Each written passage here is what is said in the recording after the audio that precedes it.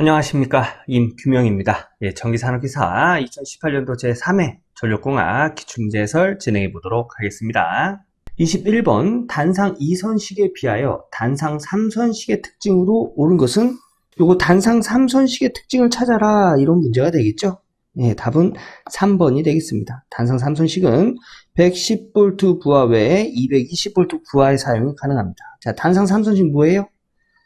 단상으로 되어 있는 권선에 세 선을 빼서 이용하는 거죠. 그래서 여기 부하를 이렇게 설치할 수가 있습니다. 그래서 단상 3선식은 110V, 이렇게 연결하면 110V, 그리고 여기서부터 이렇게 연결하면 220V가 되겠습니다. 그래서 110V 부하도 사용할 수 있고요, 220V 부하도 사용이 가능합니다.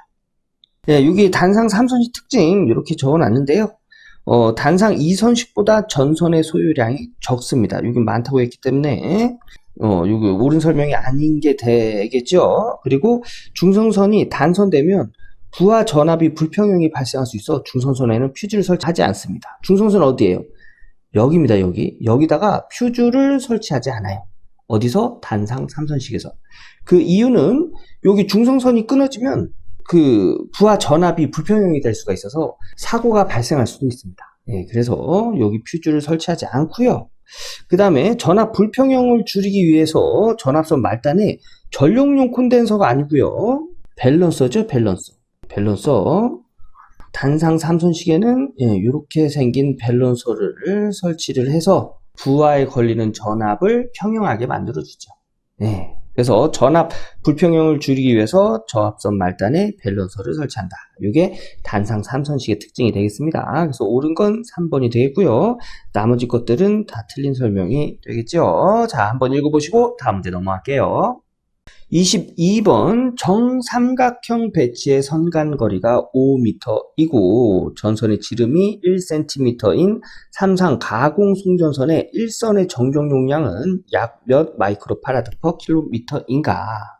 자, 전선이 이렇게 설치가 되어 있다는 얘기죠. 여기 이제 정삼각형, 이런 식으로 배치가 되어 있다는 얘기입니다. 여기에 선간거리가 5m, 전선의 지름이 1cm, 이때 삼상 가공 송전선의 일선의 정정 용량, 한 선의 정정 용량이에요. 그래서 단도체의 정정 용량 구하는 공식에 적용해야 되겠죠.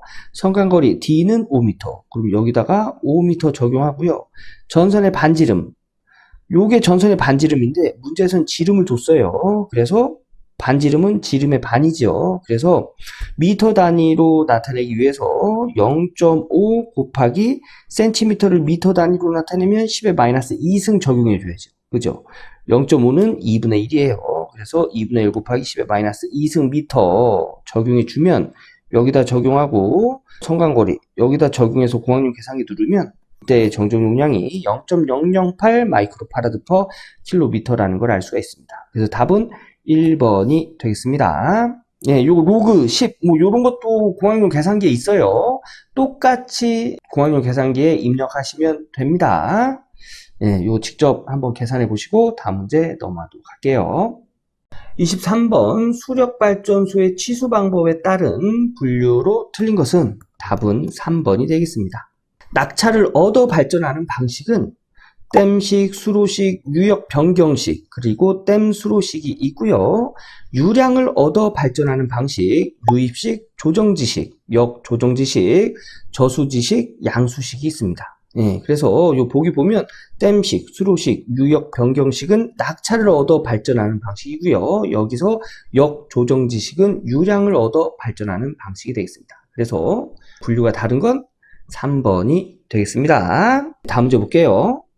24번 선로의 특성 임피던스에 관한 내용으로 옳은 것은 답은 1번이 되겠습니다. 특성 임피던스는 선로의 길이와 관계없이 일정합니다. 자, 특성 임피던스 구하는 공식 루트 캐피시턴스 분의 인덕턴스 이렇게 구하죠. 여기 길이와 관계는 없어요. 그래서 선로의 길이와 관계없이 일정한 게 특성 임피던스가 되겠습니다. 답은 1번 암기하고 다음 문제 넘어갈게요. 25번 송전선에 복도체를 사용할 때의 설명으로 틀린 것은 복도체 관련된 설명으로 틀린 걸 찾으란 얘기예요. 답은 3번이 되겠습니다. 정전 반발력에 의한 전선의 진동이 감소된다. 여기서 복도체는 한 상의 전력을 여러 도체로 이렇게 전송할 때 사용하는 방식이죠. 이게 이제 복도체인데 한 상의 전력을 여러 도체로 나눠서 보내는 거예요. 그럼 전류의 방향은 다 같은 방향이겠죠. 그러면 전류의 방향이 같기 때문에 이때는 반발력이 아니고 흡입력으로 작용합니다. 그래서 여기는 반발력이라고 했죠. 그래서 틀린 설명이 되는 거예요. 여기 해설을 보면 복도체 전류 방향은 모두 같은 방향이므로 흡입력이 작용한다 라고 되어 있죠. 그래서 복도체 방식의 특징 이거 한번 읽어보시고요. 흡입력이 작용하므로 여기 반발력이라고 했기 때문에 틀린 설명은 3번이 되겠습니다. 암기하고 다음 문제 넘어갈게요. 26번 화력발전소에서 증기 및 급수가 흐르는 순서는 답은 3번이 되겠습니다. 이거는 이제 암기하고 가는 내용이에요. 그죠? 화력발전소에서의 사이클 순서라고 보셔도 되겠습니다. 우선 절탄기, 급수, 들어오는 물을 가열합니다. 그 다음에 보일러에서 다시 한번 가열하고요. 여기서 이제 수증기를 발생시키죠. 이 수증기를 다시 한번 과열시킵니다. 과열기에서 이제 증기를 과열해서 이제 팽창을 극대화시키는 거예요. 그래서 이 팽창할 때 발생하는 그 에너지로 터빈을 돌려요. 그래서 과열기 다음에 터빈. 그래서 이 터빈으로 회전을 하면서 발전이 되는 거예요. 그 다음에 이 터빈을 돌린 증기가 나오면서 증기의 열을 뺏어서 다시 물로 환원시킵니다. 요게 이제 복수기. 그래서 화력발전소에 발전되는 사이클은 이런 식으로 이렇게 순서로 작동이 된다. 그래서 뭐 사이클, 증기 및 급수 순서라고 보셔도 되고요. 이 내용은 암기하고 넘어갈게요. 그래서 답은 3번이 되겠습니다. 27번 선간전압 VkV이고 한 상의 대지정전 용량이 C 마이크로파라드, 주파수가 FHz인 3상 3선식 1회선 송전선의 소리액터 접지 방식에서 소리액터의 용량은 몇 킬로볼트 암페어인가? 자, 여기서 소리액터 용량은 충전 용량과 동일합니다. 그래서 이 문제는 3상 3선식 1회선 충전 용량을 구해라. 이런 문제가 되겠습니다. 자, 충전 용량 구하는 공식은 이렇게 구하죠. 이렇게 구하고 여기서의 E는 대지전압이고요. 여기서 V는 선간전압입니다. 그래서 문제에서 선간전압 줬죠? 그래서 이 공식을 가지고 이제 답을 찾으면 되는데, 자, 이 공식에서의 대지정전 용량 단위는 파라드고요. 전압의 단위는 볼트예요. 근데 문제에서 킬로볼트와 마이크로파라드 줬죠? 그래서 파라드 단위로 이제 환산시켜서 적용을 해야 돼요. 자, 우선 오메가는 2파이 F로 정리할 수 있고요. 여기서 C, 대지정전 용량은 문제에서 마이크로파라드 단위 줬기 때문에 10의 마이너스 6승을 적용해서 파라드 단위로 바꿔주고요. 전압은 볼트 단위죠? 그래서 킬로볼트 단위를 볼트 단위로 바꿔주기 위해서 10의 3승 적용해 줍니다. 그래서 이제 얘네들을 요 공식에다 이렇게 적용하면 오메가 2파이 F, 그 다음에 대지정전 용량 파라드 단위로 바꿔주기 위해서 마이크로 파라드에다가 10의 마이너스 6승 곱해주고요. 그 다음에 전압도 볼트 단위로 환산해주기 위해서 킬로볼트 단위의 전압에다가 10의 3승 이렇게 곱해주면 요게 이제 10의 마이너스 6승, 요거 10의 3승에다가 제곱하면 10의 6승 되죠? 그러면 10의 마이너스 6승과 10의 6승 없어져요. 그래서 남은 건 2파이 FC의 전압의 제곱이다. 그런데 여기서의 요 단위, 충전 용량의 단위는 볼트 암페어예요. 근데 문제에서 킬로볼트 암페어 단위로 구해라 했지요. 그래서 여기다가 10의 마이너스 3승을 적용해줘서 전체의 단위를 킬로볼트 암페어로 이렇게 정리할 수 있습니다. 그래서 답은 3번이 되겠네요. 3번. 자, 요거 직접 정리해 보신 후에 다음 문제 넘어갈게요. 요 충전 용량 구하는 공식은 암기하셔야 됩니다. 자, 다음 문제 볼게요. 28번 중성점 비접지 방식을 이용하는 것이 적당한 것은 요거 암기하고 가는 문제가 되겠습니다. 답은 4번 저전압 단거리 암기하고 다음 문제 넘어갈게요. 29번 수전단 전압이 3300V이고 전압 강화율이 4%인 송전단의 송전단 전압은 몇 V인가? 자, 전압 강하율 주고 수전단 전압, 받는 전압이에요. 그죠? 받는 전압 주고 송전단 전압, 보내주는 전압 구하랍니다. 예, 그럼 요거는 이제 전압 강하율 공식을 이용해서 구할 수 있는데요. 전압 강하율 공식 뭐지요? 받는 전압 수전단 분의 송전단, 보내주는 전압 마이너스 수전단 곱하기 100으로 요렇게 구할 수 있죠. 여기서 뭐 구하래요? 여기 송전단, 요 보내주는 전압 구하래요. 그러면 요 송전단 전압을 기준으로 해서 식을 정리 한번 해볼게요. 요거는 VR분의 VS 마이너스 VR분의 VR 이렇게 정리해도 되죠. 그죠? 곱하기 100. 그럼 얘가 약분돼서 1이 됩니다. 그래서 요렇게 정리가 되고요. 요 100을 넘겨주면 네, 우리 예구하는 거잖아요. 그죠? 그래서 송전단 전압, 보내주는 전압을 기준으로 해서 얘만 남겨놓고 다 넘겨보면 100 곱해진 형태니까 넘어가면 나눠줘야죠. 그래서 요렇게 식을 정리할 수 있고요. 마이너스 1 넘어가면 플러스 1 되고요. VR 넘어가면 나눠진 형태니까 넘어가면 이제 곱해줘야지요. 근데 요거 하실 때 그냥 여기다가 곱하기 VR 이렇게 하시면 안 돼요. 요거 전체에 곱하기 요런 식으로 가로를 쳐서, 왜냐 여기 더하기가 있기 때문에 만약에 여기 곱하기 VR 이렇게 하잖아요. 우선 요 안에 거 계산한 다음에 얘가 계산이 돼야 되는데 가로를 하지 않으면 요렇게 곱해진 다음에 얘를 계산을 하게 돼서 가로를 꼭 해주셔야 됩니다. 가로를. 예, 요게 연산 순서가 곱셈 나눗셈부터 연산을 하게 되어 있기 때문에 가로를 꼭 하셔야 돼요. 그래서 요런 식으로 해서 식이 정리가 되고, 문제에서 준 단서들을 한번 여기다 적용하면 100분의 전압 강하율 4% 적용하고 수전단 전압, 받는 전압이죠? 3300V 여기다 적용하면 보내주는 전압, 송전단 전압은 3432V다 해서 답은 2번이 되겠습니다. 예, 여기 전압 강하율 암기하고 있어야 되는 공식이 되겠죠. 예, 요거 전압 강하율 요 공식에서 송전단 전압을 기준으로 해서 쭉 정리하는 거 스스로 정리 한번 해보고 공학용 계산기 눌러서 답도 확인해 보셔야 됩니다. 자, 다음 문제 넘어갈게요. 30번 현수회자 4개를 1년으로 한 66kV 송전 선류가 있다. 현수회자 1개의 절연 저항이 1500메가옴, 이 선로의 경관이 200m라면 선로 1km당의 누설 컨덕턴스는 몇 멉인가? 자, 이 문제를 그림으로 나타내면 이렇게 나타낼 수 있습니다. 자, 선로의 길이가 1km래요. 1km. 그러면 여기서부터 여기까지 지금 선로가 가설되어 있는데 여기에 200m마다 200m. 그럼 여기 200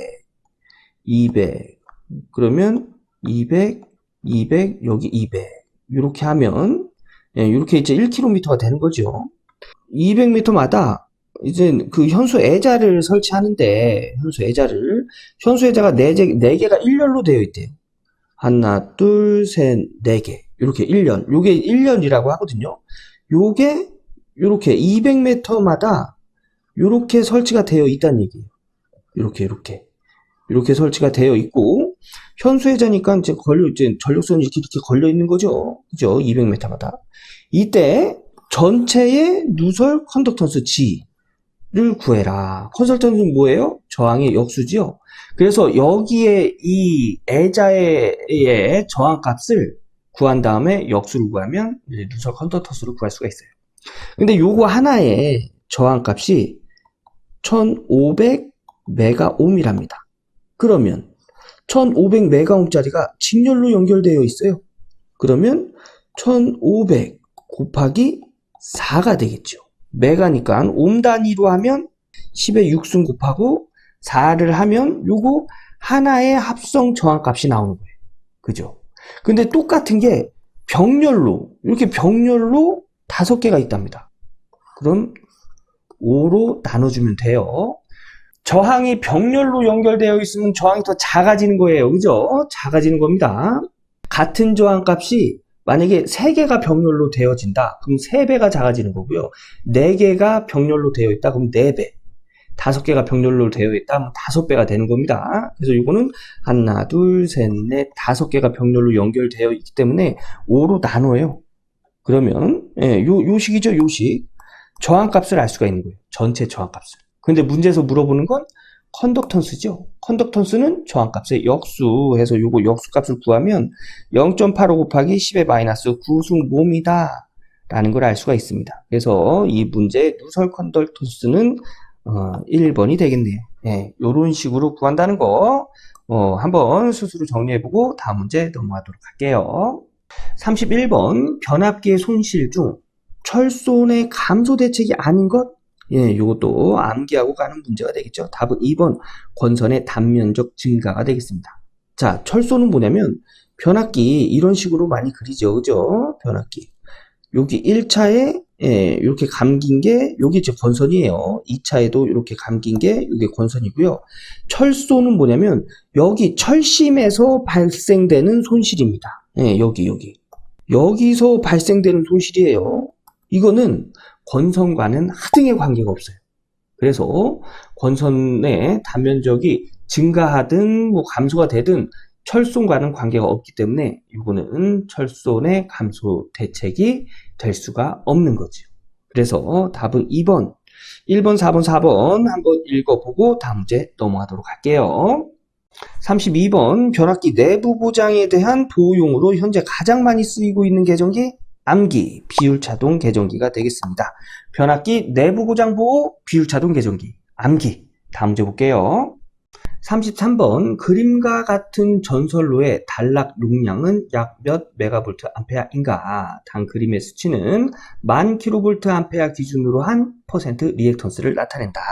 단락 용량 구하랍니다. 그럼 단락 용량 구하는 공식 퍼센트 임피던스 분의 100 곱하기 기준 용량 이렇게 구하는데 자 보면 문제에서 메가볼트 암페어 구하라고 했어요. 그런데 기준 용량을 킬로볼트 암페어로 줬습니다. 여기 적용되는 용량이죠. 그럼 얘를 메가볼트로 바꾸면 얘도 메가볼트가 되겠죠. 그래서 킬로볼트 암페어를 메가볼트로 환산하면 요거 공 3개 지우면 10메가볼트 암페어가 되겠네요. 그래서 여기에 10메가볼트 암페어 적용하고요. 퍼센트 임피던스 이렇게 되어 있네요. 요거는 이제 여기서 이제 단락 사고가 나면 여기 사고 지점에서 전원 쪽으로의 모든 퍼센트 임피던스를 합성하는데 얘랑은 직렬입니다. 그죠? 얘랑은 병렬이에요. 그리고 직렬로 계산된 것과 병렬로 계산된 것을 직렬 서로 더해주면 전체 합성 퍼센트 임피던스를 알 수가 있겠죠. 자, 그래서 구해보면 10 플러스 3 직렬이니까 그죠? 그 다음에 여기 합분의 곱 두 개니까 합분의 곱한 걸 서로 더해주면 전체 퍼센트 임피던스를 알 수가 있습니다. 그래서 요거 계산하면 전체 퍼센트 임피던스는 15%.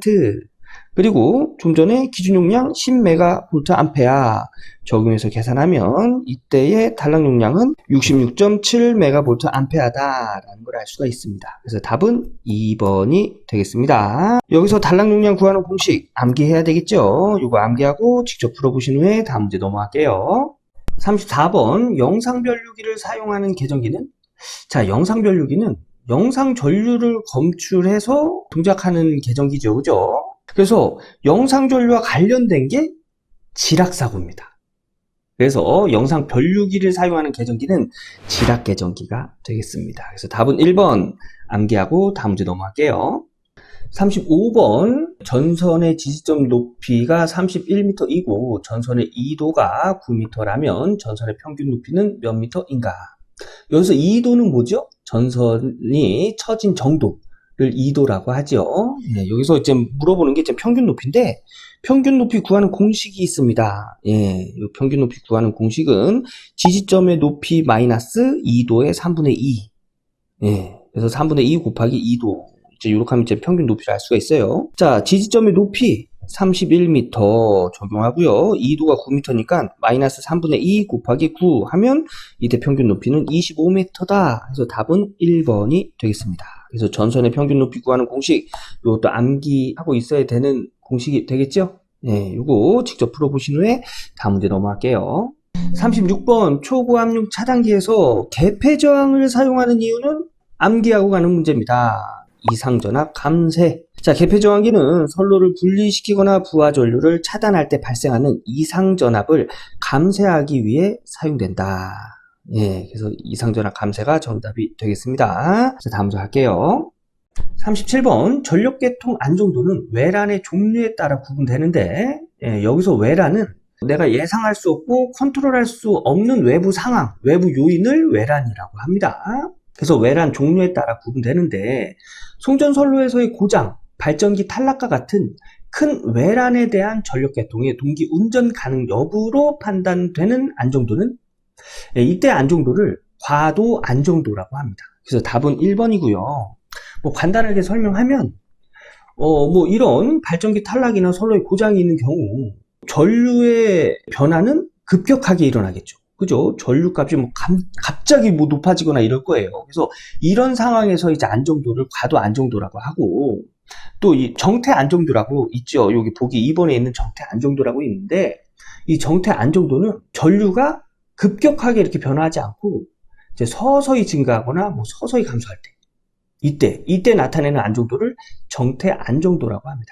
그래서 과도 안정도는 뭐 사고가 발생했을 때 그때의 안정도를 이제 과도 안정도라고 하고, 정태 안정도는 이제 부하가 뭐 천천히 증가하거나 이럴 때 부하가 천천히 증가하면 전류도 천천히 증가하겠죠. 그래서 이런 상황에서의 안정도, 이때를 이제 정태 안정도라고 합니다. 그래서 요 구분해서 이제 이해해 주시고요. 요 내용은 과도 안정도를 나타내고 있다는 거. 그래서 답은 1번이 되겠습니다. 38번, 역률 개선에 의한 배전 개통의 효과가 아닌 건 답은 4번이 되겠습니다. 전선의 표피 효과 감소. 역률 개선과 전선의 표피 효과는 하등의 관계가 없습니다. 그래서 배전 개통의 효과가 아닌 건 4번이 되겠습니다. 자, 역률 개선의 효과 여기다 이렇게 정리해 놨으니까 요거는 암기 하셔야 돼요. 요거 암기하고 다음 주에 넘어갈게요. 39번, 원자력 발전의 특징이 아닌 건 답은 1번이 되겠습니다. 원자력 발전은 건설비가 높은 건 맞아요. 그런데 연료비는 높진 않습니다. 그래서 원자력 발전의 특징이 보면 연료비가 경제적이다 라는 내용이 들어가 있는 겁니다. 요거 원자력 발전의 특징 한번 쭉 읽어보시고요. 다음 문제 넘어갈게요. 40번, 최대 전력의 발생 시각 또는 발생 시기의 분산을 나타내는 지표는, 이 문제 암기하고 가는 문제가 되겠습니다. 답은 1번 부등률. 부등률은 합성 최대 전력에 대한 각 수용가의 최대 전력의 합을 의미하며 최대 전력의 발생 시각 또는 발생 시기의 분산을 나타내는 지표로 사용된다. 답은 부등률. 암기할게요. 자, 이렇게 해서 전기산업기사 2018년도 제3회 전력공학 기출문제 풀어봤습니다. 여러분 전력공학 암기만 하면 답을 찾을 수 있는 문제 굉장히 많아요. 그죠? 그래서 일단은 지금 이해가 안 되더라도 이 문제의 답은 이거다 라는 정도까지는 공부해 주셔야 됩니다. 그리고 계산 문제 이런 거 우리가 그냥 한 두세 번만 적어보면 이해할 수 있는 문제 있습니다. 그런 것들은 포기하시면 안 돼요. 그래서 글로 나오는 문제들 문제 읽고 답 암기하고 해설 한번 읽어보고, 계산 문제는 문제 읽고 답 암기하고 해설 한번 처음부터 끝까지 한번 적어보고 계산기 눌러서 답 확인해보고 이러면서 넘어가셔야 돼요. 자, 오늘 영상은 여기까지 하고요. 저는 다음 기출문제 해설 영상에서 다시 인사드리도록 하겠습니다. 감사합니다.